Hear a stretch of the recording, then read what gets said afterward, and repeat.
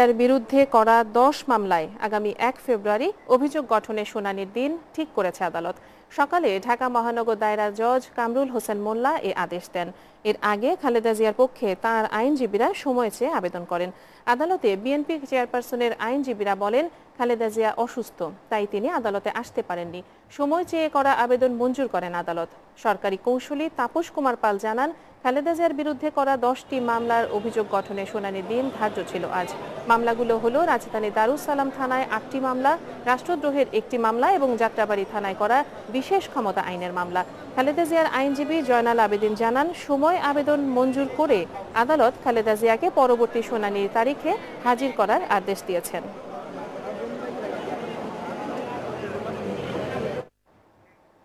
দল ভারী করতে অপশক্তিকে প্রশ্রয় না দিতে ছাত্রলীগ নেতাকর্মীদের প্রতি আহ্বান জানিয়েছেন আওয়ামী লীগ সাধারণ সম্পাদক ও সড়ক পরিবহন মন্ত্রী ওবায়দুল কাদের। সকালে ঢাকা বিশ্ববিদ্যালয় জগন্নাথ হলে সাবেক ছাত্রলীগ নেতা মনিরুজ্জামান বাদলের 25তম মৃত্যুবার্ষিকীতে স্মৃতিস্তম্ভে ফুল দিয়ে শ্রদ্ধা নিবেদন শেষে তিনি একথা জানান। ওবায়দুল কাদের আরও বলেন, উগ্রবাদীরা ভয়ঙ্কর হামলা করতে এখনও তৎপর রয়েছে। ছাত্রলীগকে একত্রিত হয়ে এই অপশক্তির বিরুদ্ধে রুখে দাঁড়াতে হবে। প্রধানমন্ত্রীর আকাশচুম্বী জনপ্রিয়তার জন্য তাকে 20 বার হত্যা চেষ্টা করা হয় বলেও জানান তিনি। এ সময় আওয়ামী লীগের যুগ্ম সাধারণ সম্পাদক জাহাঙ্গীর কবির নানক সহ ছাত্রলীগ নেতাকর্মীরা উপস্থিত ছিলেন। আজকে দল ভারী করার জন্য অপশক্তিকে আশ্রয় প্রশ্রয় দেয়া ঠিক হবে না। ঘরের মধ্যে ঘর সৃষ্টির জন্য দেখা যায় যে অনেক পরগাছা অনুপ্রবেশকারী অপশক্তিকে দলে বেরানো হয় এবং এরাই অঘটন ঘটায়, এরাই অপকর্ম করে এবং এই অপকর্মের দায়ভার বইতে হয় শেখ হাসিনা সরকারকে, আমাদের পার্টি। তথ্য ও যোগাযোগ প্রযুক্তি আইনে করা মামলায় অভিযোগ গঠনের বিরুদ্ধে মানবাধিকার সংগঠন অধিকারের সম্পাদক আদিলুর রহমান খান এবং পরিচালক SM নাসির উদ্দিন এলানের আপিল খারিজ করে দিয়েছেন উচ্চ আদালত। দুপুরে বিচারপতি M এনায়েতুর রহিম ও বিচারপতি শহীদুল করিম সমন্বয়ে গঠিত হাইকোর্ট বেঞ্চ এ আদেশ দেন। একই সঙ্গে আদালত বলেছেন, আইন অনুসারে মামলার কার্যক্রম চলবে। আদালতে আপিলকারী আদিলুর রহমান খানের পক্ষে ছিলেন জ্যেষ্ঠ আইনজীবী রকুন উদ্দিন মাহমুদ এবং মোহাম্মদ আসাদুজ্জামান। রাষ্ট্রপক্ষে ছিলেন deputy attorney general Farhad Ahmed.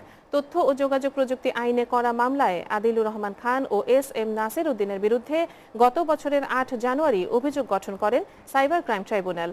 ওই দিন অভিযোগ থেকে অব্যাহতি চেয়ে তাদের করা আবেদন খারিজ করা হয়। এর বিরুদ্ধে হাইকোর্টে আপিল করেন তারা।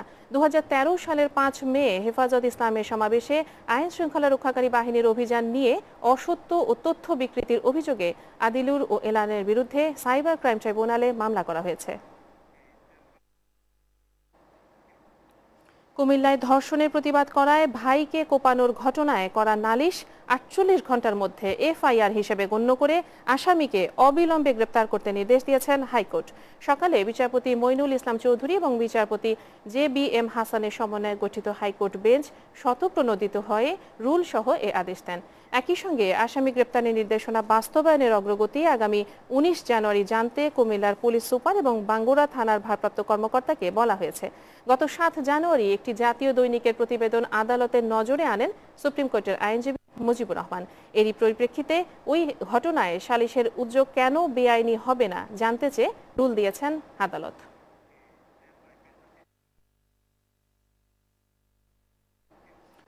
সংসদ সদস্য মঞ্জুরুল ইসলাম লিটন হত্যা মামলায় জামায়াতে ইসলামী গাইবান্ধা পৌর আমির সাইদ ইসলাম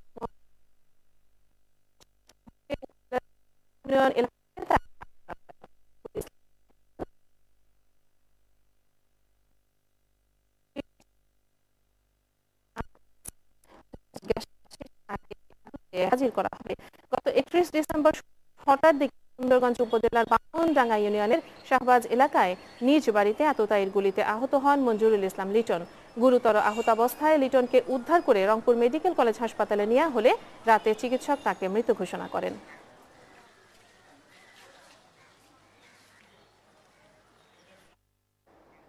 টানা দ্বিতীয় মেয়াদে নারায়ণগঞ্জ সিটি কর্পোরেশনের মেয়র হিসেবে দায়িত্ব গ্রহণ করলেন ডক্টর সেলিনা হায়াৎ আইভী। সকালে নেতাকর্মী ও শুভানুদায়ীদের নিয়ে হেঁটে নগর ভবনে গিয়ে দায়িত্ব গ্রহণ করেন আইভী। এ সময় আইভী টানা দ্বিতীয় মেয়াদে তাকে নারায়ণগঞ্জ সিটি কর্পোরেশনের মেয়র নির্বাচিত করায় নারায়ণগঞ্জবাসীকে আন্তরিক অভিনন্দন জানান।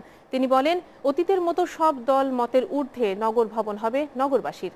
এর আগে আইভী তার বাড়ি থেকে নেতাকর্মী, সমর্থক এবং শুভানুধায়ীদের নিয়ে হেঁটে নগরীর 2 নম্বর রেল গেটস্থ আওয়ামী লীগ কার্যালয়ে যান। সেখানে তিনি বঙ্গবন্ধুর প্রতিকৃতিতে পুষ্পস্তবক অর্পণ করেন। পরে সেখান থেকে নেতাকর্মী এবং সমর্থকদের নিয়ে হেঁটে তিনি নগর ভবনে যান। গত 22 ডিসেম্বর নারায়ণগঞ্জ সিটি নির্বাচনে আওয়ামী লীগ মনোনীত প্রার্থী আইভী নৌকা প্রতীক নিয়ে জয়লাভ করেন। বিএনপি মনোনীত প্রার্থী ধানের শীষ প্রতীকের মোহাম্মদ সাখাওয়াত হোসেনকে তিনি ৭৯,৫৬৭ ভোটের ব্যবধানে পরাজিত করেন।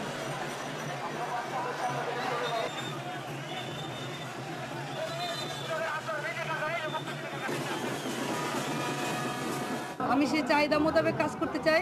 নারায়ণগঞ্জকে পরিকল্পিত নগর হিসাবে একটা ক্লিন সিটি এবং প্ল্যান ওয়েতে আমি কাজ করতে চাই। আপনারা জানেন যে আমাদের ডাম্পিংয়ের অবস্থা খুব খারাপ ছিল, আমাদের জায়গা ছিল না ডাম্পিং করার মতো। নারায়ণগঞ্জকে প্ল্যান, ক্লিন, ওয়াটার এবং খেলাধুলা, প্লেগ্রাউন্ড সহ আমি এইভাবে প্ল্যান করে কাজ করতে চাচ্ছি।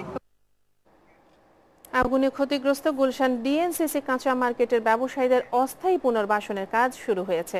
মার্কেটের সামনের খোলা জায়গায় নির্মাণ করা হচ্ছে বাঁশের তৈরি দোকান। তবে পাকা মার্কেটের কিছু দোকানে এরই মধ্যে শুরু হয়েছে কেনাবেচা।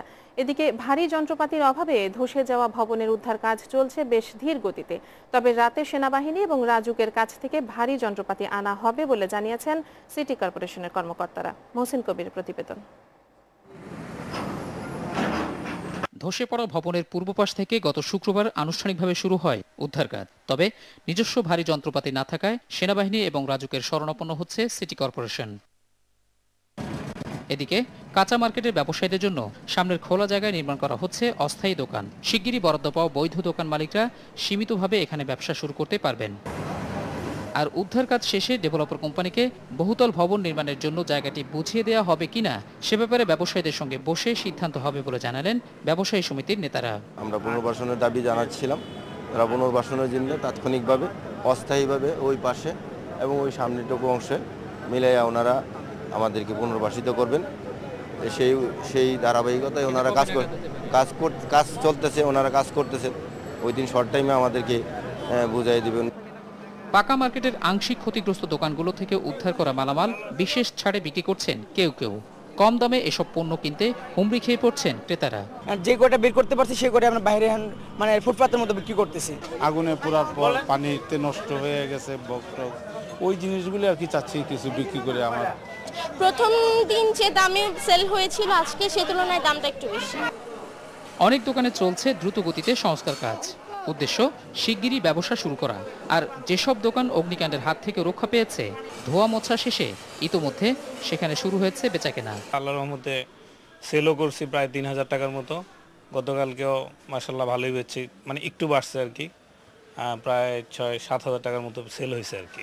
আমরা খুব টেনশনে আছি, খুবই দুশ্চিন্তায় আছি।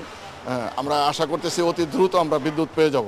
এত কিছু ঘটনা পড়ুন আমাকে ফোন দিচ্ছে এবং আমাকে ইনশাল্লাহ আমাকে দিতে পারতেছে। আমি আলহামদুলিল্লাহ খুবই এবং দুঃখিত এই বিষয়টার জন্য। তো আমাদের কিছু মালামাল অর্ডার ছিল যেগুলি আমরা শোরুমে নিয়ে আসিনি, কারখানা রাখছিলাম। ওগুলি আমরা ইন টাইমে কাস্টমারকে ডেলিভারি দিতে পারতেছি বলে আনন্দ ফিল করছি। তবে বিদ্যুৎ না থাকায় সমস্যায় পড়তে হচ্ছে দোকানিদের। শিগগিরই এসবের সমাধান হবে বলেও আশা তাদের। মহসিন কবির, এসএটিভি, ঢাকা। দুপুরের এসএটিভি সংবাদে নিচ্ছে একটা বিরতি, ফিরে এসে থাকছে। মৌলভীবাজারে